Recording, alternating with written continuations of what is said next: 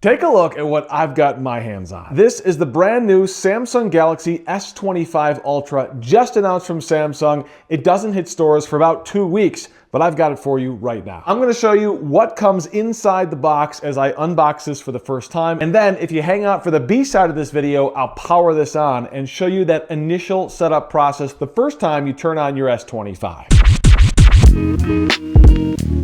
Tech it before you wreck it. What's up, guys? I'm Kirk, and this thing looks really cool. The brand new Samsung Galaxy S25 Ultra. It's got a new Samsung Snapdragon processor in it. They say it was specifically designed for Samsung. It's got a 200 megapixel ultra-wide camera on the back, in addition to other cameras, and a selfie camera, of course, and a whole bunch of artificial intelligence Galaxy AI smarts built into this thing. With that said, the design hasn't changed all that much, but I really want to check this thing out for the first time. So let's get this thing over to the table and get the Samsung Galaxy S25 Ultra unboxed. So here it is. The box looks a lot like the S24 box before it. It's a very small phone box. You can see on the front, it says Galaxy S25 Ultra on the bottom. It's got that silhouette of the phone and the pen. On the side, it says Galaxy S25 Ultra. On the other side, it's got the Samsung logo.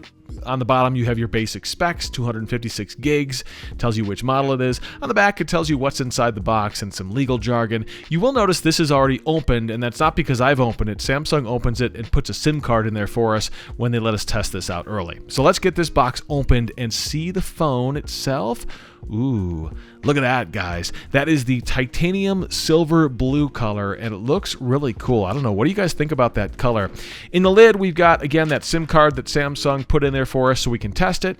And then you've got this cardboard with probably some instructions in here. Let's open this up and see exactly what's inside. It's got that pull-out tray, and that looks like a SIM ejector tool. I've got a gazillion of those by now. Now I have a gazillion in one. And it looks like I see a USB cable in there, so we'll open it up. Oh, we've got some basic quick start guides. Nothing too thick here.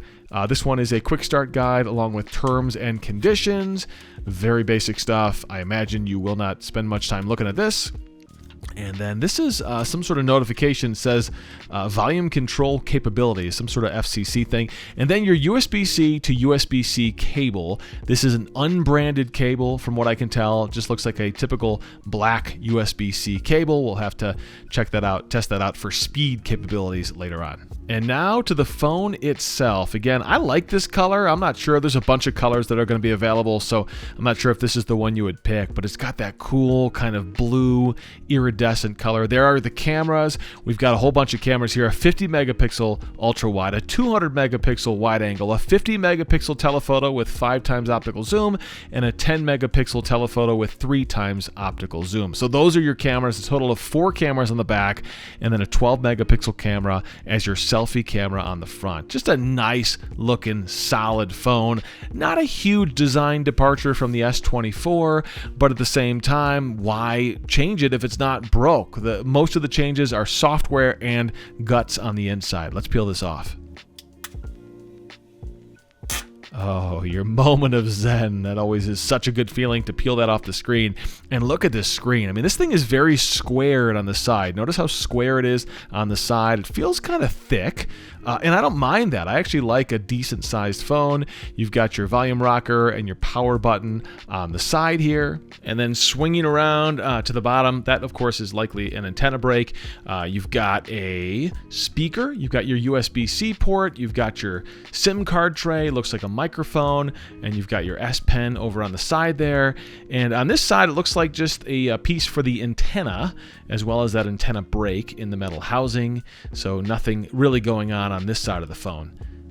But back to the back of the phone, and again, you've got those 4 cameras, likely a depth sensor of some sort going on there, an LED flash going on there, and just a solid, good-looking phone, the Samsung Galaxy S25 Ultra. Okay, now I want to get this thing powered up for the first time so I can take you through that process of the initial boot up of this brand new phone. There you go, pretty quick boot up, and the welcome screen, I will tap Start to advance and move forward. For your review, the terms and conditions. Yes, yes, yes. Agree to all. I agree. Do you want easy setup with another device? For the sake of demonstration, I will set up manually. First things first, it wants to connect to my Wi-Fi network, so I will do that. All right, we are connected, and now it's saying getting your phone ready. Do you want to copy apps and data? I will say don't copy again because I want to speed up this demo so you can see the process if you're not copying apps from another phone.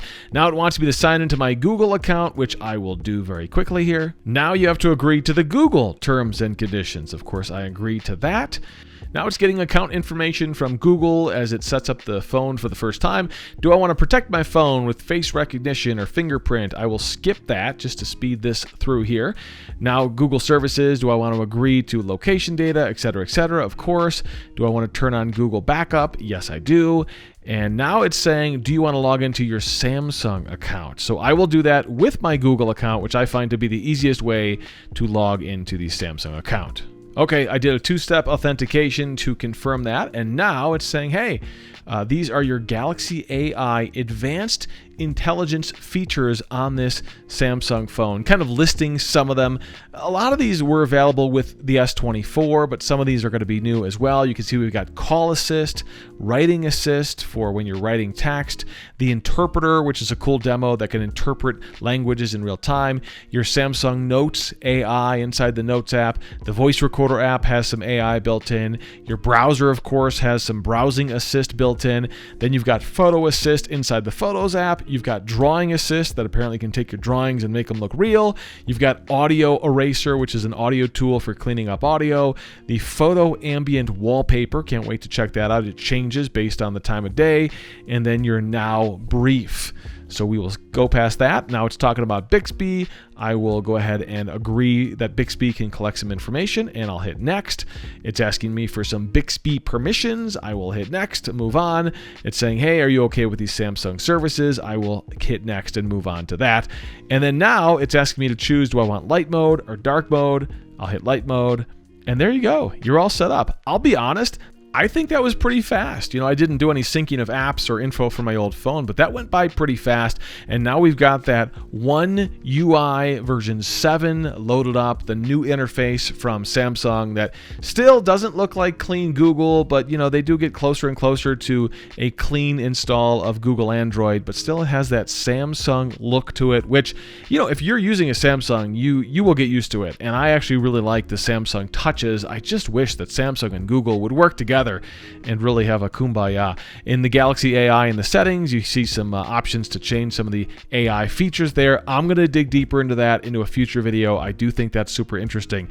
But nonetheless, we are booted up. I do want to show you this. Now that we've got a screen here where I can change the screen color to white, I want to show you the bezel because a lot of people are talking about this, and this is definitely one of the things about the design of the S25 Ultra is the lack of a bezel. You look around the screen and it is super even and super clean, and we're getting really close to a phone that goes edge to edge. It just looks great. The build quality feels great, the glass feels great, and that perfectly even bezel around the whole side of the phone looks pretty cool. You've got the cutout for the 12 megapixel selfie camera on the top there as well. You see how my sports score stays up on the top there? That's pretty sharp with the logos.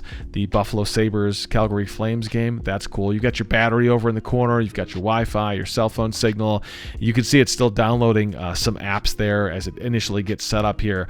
But all in all, the screen looks great. My first impression is this thing is another well-built phone from Samsung. I can't wait to dive deeper into some of the features, some of the hardware here on the S25 Ultra. And I know a lot of people want to see this, the stylus that's built into the S25 Ultra. You see that little circle right there? All you do is push that in and the stylus pops out. See, it sort of pops out about 1/8 of an inch from the phone itself. You grab it maybe with your fingernails there, and that is the stylus. Now, I'm gonna hold my hand here to make sure the camera focuses on it, but you'll see it's got that button on the side. If you've used the Samsung styluses before in the Note models or in the S24 Ultra, this will look somewhat familiar. It's got the stylus tip on the edge, and then on the back, it's got this tip here that kind of clicks like a pen. And the whole point of that is so that it can actually click back into the phone. When you put it back in, you push it, it sort of clicks,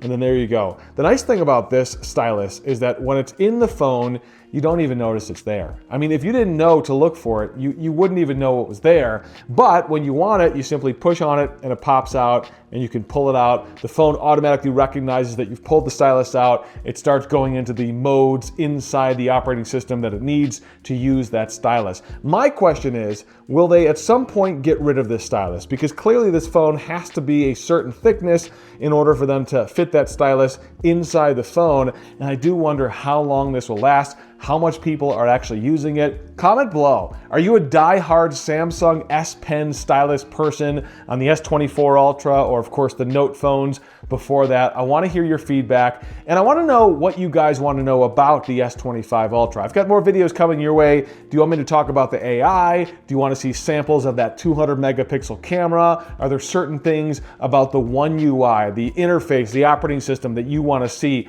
All those comments are going to be read. I'll comment back on everything, and more videos to come. So make sure you subscribe to the channel so you get those videos here on YouTube. Tech it before you wreck it. I'm Kirk.